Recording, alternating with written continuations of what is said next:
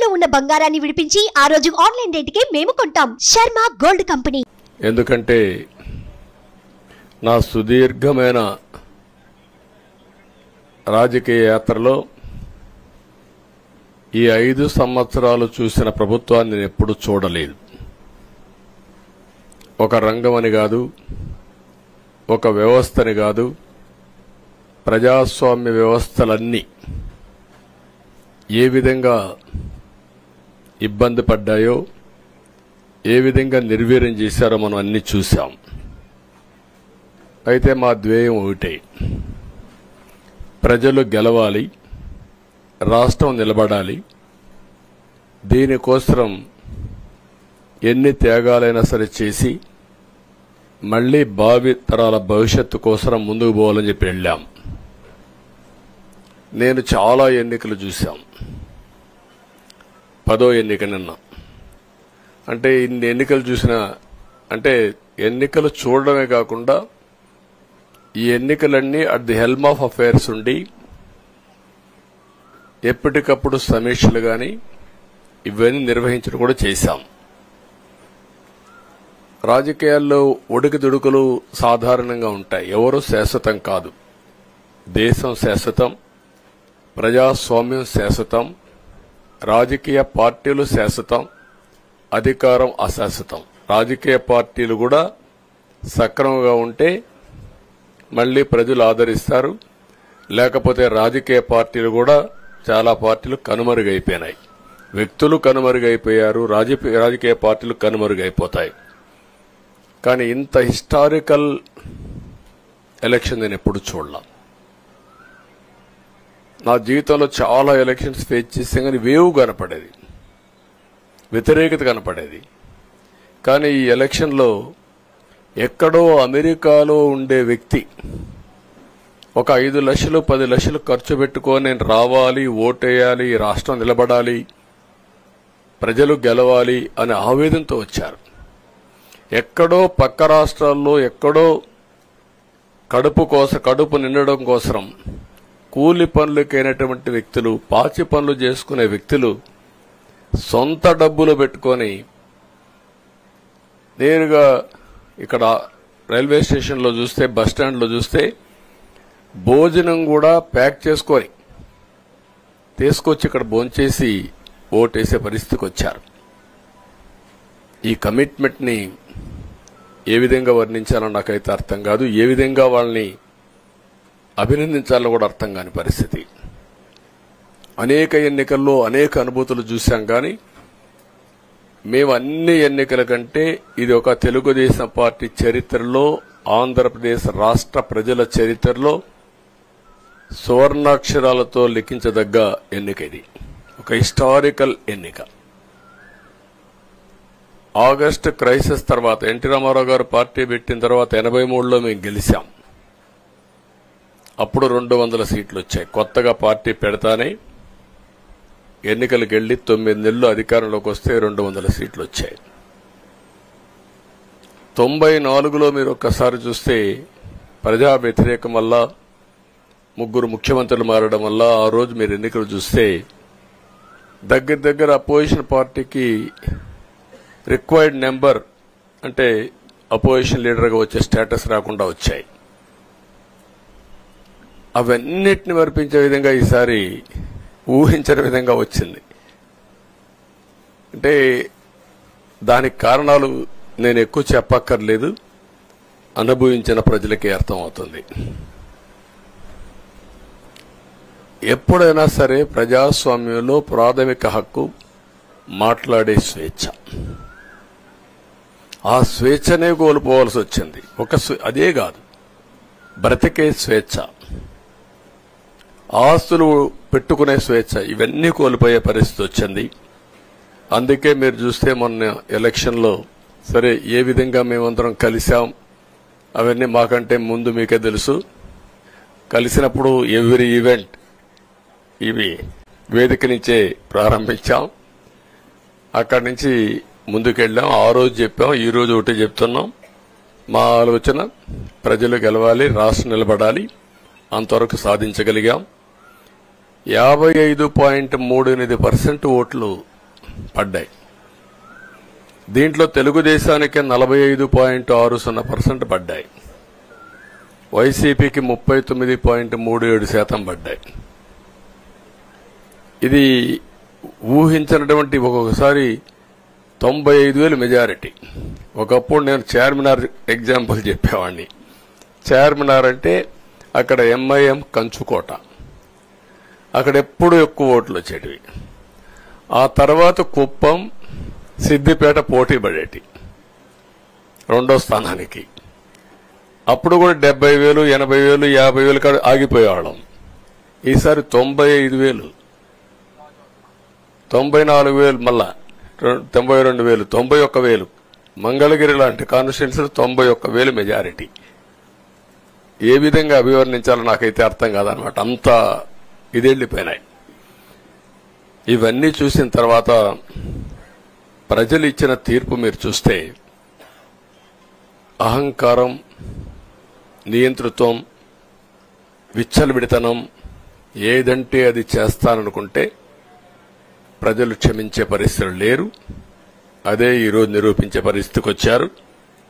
ఒక మాటలో చెప్పాలంటే ఈసారి వీళ్ళు చేసింది గుణపాఠం పాలకులకు కాదు, అవినీతి అహంకారంతో ముందుకు పోయే ఎలాంటి ధ్వంసకారులకైనా ఇదే జరుగుతుందని నిరూపించారు ప్రజలు.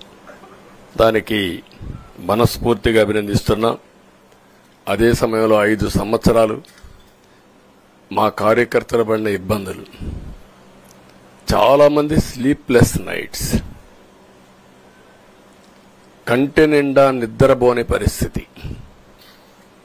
అక్కడి నుంచి నేను చూస్తే చాలా కడాన మనిషిని హింస పెడుతూ, నువ్వు ప్రాణంతో బతకాలంటే జై జగన్ అనమంటే జై తెలుగుదేశం, జై చంద్రబాబుని ప్రాణాలు వదిలిన సందర్భం చంద్రయ్య. ఇది తలుచుకుంటే ఆ కమిట్మెంటే, ఆ త్యాగాల ఫలితమే ఈరోజు ప్రజాస్వామ్యాన్ని కాపాడుకోగలిగాం. ఒక్క మా కార్యకర్తలకే కాదు, మీడియా 5 ఏళ్లు మీరు పడిన ఇబ్బందులు, మీరు కోర్టుల చుట్టూరు తిరిగిన ఇది, మిమ్మల్ని సిబిసిఐడి ఆఫీసులో పెట్టి వేధించిన విధానం, అవి తలుచుకుంటే ప్రజాస్వామ్యమే సిగ్గుతో తలంచుకోవాలి. అలాంటి సంఘటనలు జరిగాయి. మేనేజ్మెంట్ని ఒకరినని కాదు, ఎవరినైనా పట్టుకురావచ్చు, ఏదైనా చేయొచ్చు అనే ధీమా వచ్చేసి ఇష్టానుసారంగా ప్రవర్తించే పరిస్థితికి వచ్చారు. అదే సమయంలో ప్రజల మీద, మా పార్టీ మీద సరే, ఈవెన్ జనసేన, పవన్ కళ్యాణ్, ఆయనకు కూడా స్వేచ్ఛ లేదు. ఎక్కడైనా సరే విశాఖపట్నానికి వెళితే ఉన్న పళంగా విశాఖపట్నం నుంచి వెకేట్ చేయాలని తిరిగి, అంటే నగర బహిష్కరణ, ఒక నాయకుడిని నగర బహిష్కరణ చేస్తే కారణం చెప్పకుండా ఇంకా వేరే వాళ్ళ కథ ఏముంటుందో మనం ఆలోచించుకోవాల్సిన అవసరం ఉంది. కేసులు పెడితే ఎందుకు పెట్టావు కేసు అని అడిగితే దానికి సమాధానం చెప్పకుండా ముందు నిన్ను అరెస్ట్ చేస్తున్నాం, తర్వాత కేసు డీటెయిల్స్ ఇస్తా ఉంటారు. ఇలాంటి చాలా జరిగాయి. ఇవన్నిటికీ పరిష్కారం కోసం ఈరోజు మనం చూసిన తర్వాత ఇది మాకేదో అధికారం అని మేము అనుకోవడం లేదు, ఒక బాధ్యత. మేము పాలకులమే కాదు సేవకులం అని చెప్పి నినాదానికి శ్రీకారం చుట్టారు. ఇవన్నీ గుర్తుపెట్టుకొని పనిచేస్తాం.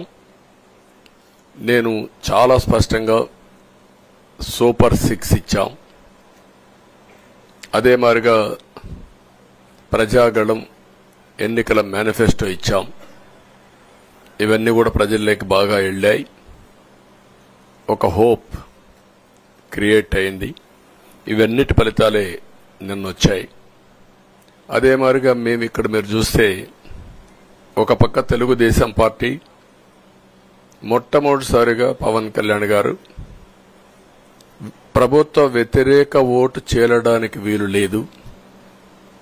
ఈ రాష్ట్రంలో మళ్ళా ప్రజాస్వామ్యాన్ని గాని ఈ రాష్ట్రాన్ని కాపాడుకోవాల్సిన బాధ్యత ఉందని చెప్పి ముందుకొచ్చి ఈ యొక్క కూటమికి బీజం వేశారు. వారిని మనస్ఫూర్తిగా అభినందిస్తున్నాం. ఆ తర్వాత బీజేపీ కూడా ఈ కూటమిలో భాగస్వాములై ముగ్గురం కూడా మీరు ఒక్కసారి ఆలోచిస్తే ఒకరు ఎక్కువ ఒకరు తక్కువ కాకుండా ముగ్గురం కలిసి పనిచేశాం.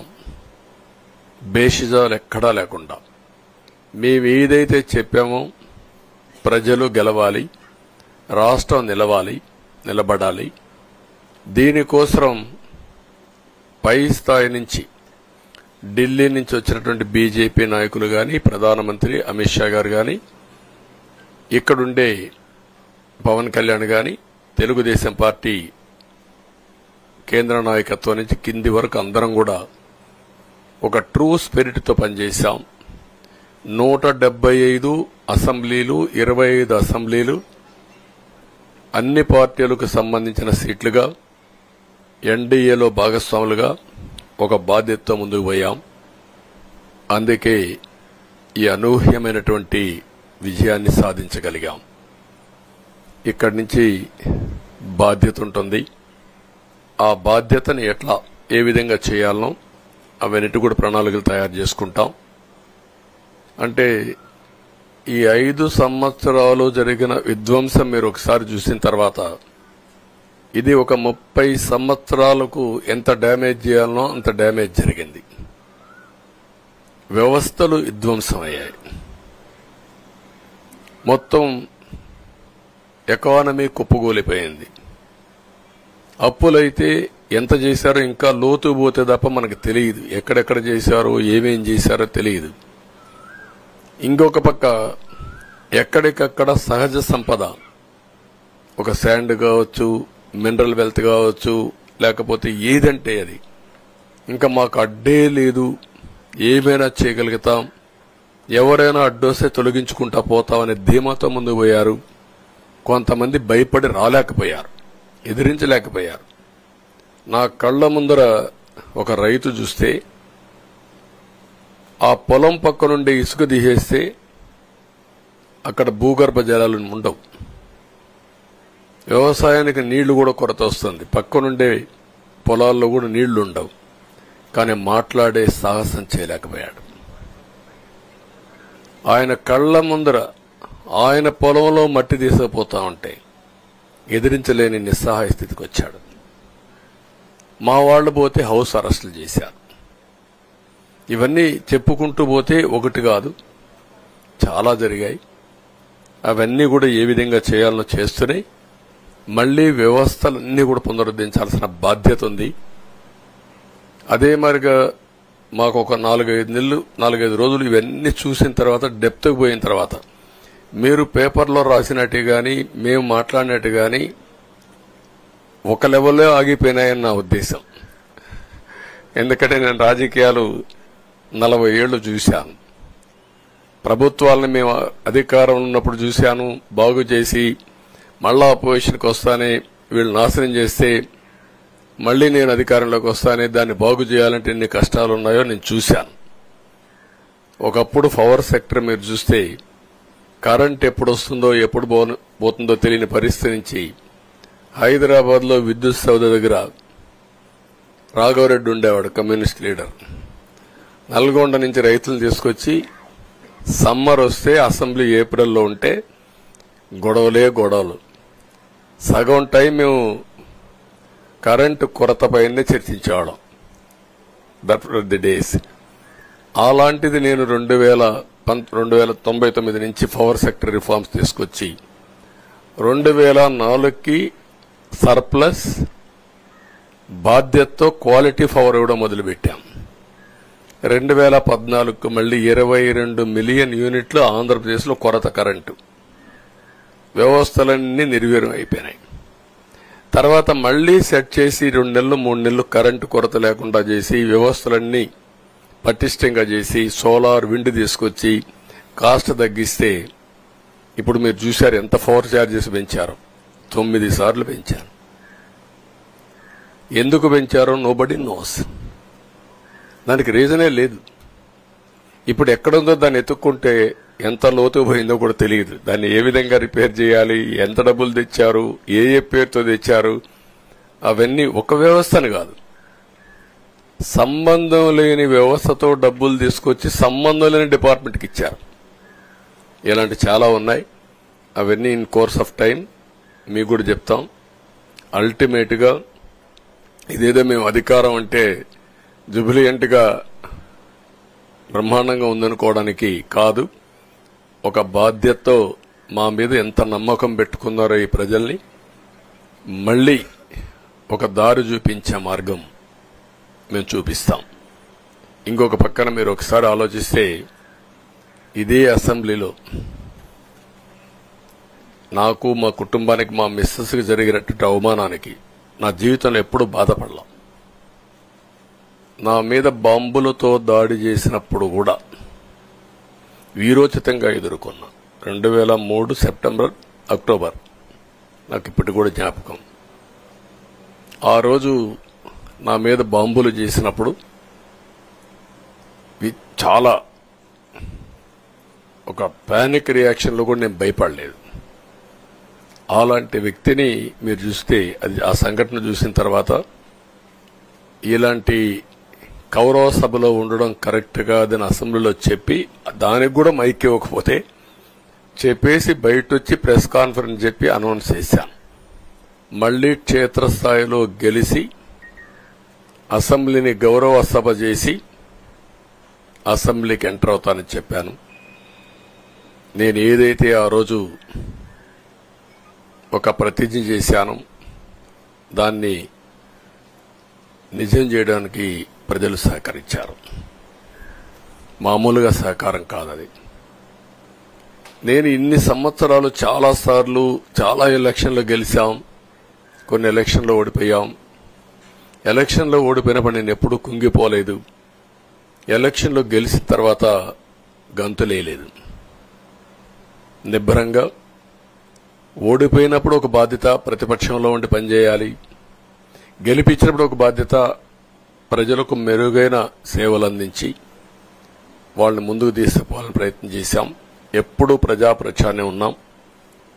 అలాంటిది జరిగిన తర్వాత ఈరోజు మళ్లీ ఇదే అసెంబ్లీకి నేను ఏదైతే చెప్పానో అది చేసి వెళ్ళడం అనేది ఒక తృప్తి, ఒక గౌరవం. ఆ గౌరవాన్ని నిలబెట్టిన ప్రజలను కూడా మనస్ఫూర్తిగా అభినందిస్తూ మీ రుణం తీర్చుకుంటాం. ఏ విధంగా పనిచేయాలో పనిచేస్తాం. మీ ఎక్స్పెక్టేషన్స్ ప్రకారం పనిచేసి అయితే ఎప్పటికప్పుడు మీరందరూ కూడా మేము ఓటేసాం, మా పని అయిపోయింది, ఇంకా మీరు చూసుకోండి కాకుండా ఎప్పటికప్పుడు మమ్మల్ని నడిపించే బాధ్యత, మాకు సహకరించే బాధ్యత, మళ్లీ రాష్ట్రంలో ఉండే ప్రజలందరం బాగుపడాలంటే ఏం చేయాలో మేము చేసినప్పుడు ఎప్పటికప్పుడు ఫీడ్బ్యాక్ ఇచ్చి నడిపించే బాధ్యత తీసుకోవాల్సిందిగా వారిని కోరుతున్నా. పవన్ కళ్యాణ్ గారిని మనస్ఫూర్తిగా అభినందిస్తున్నా.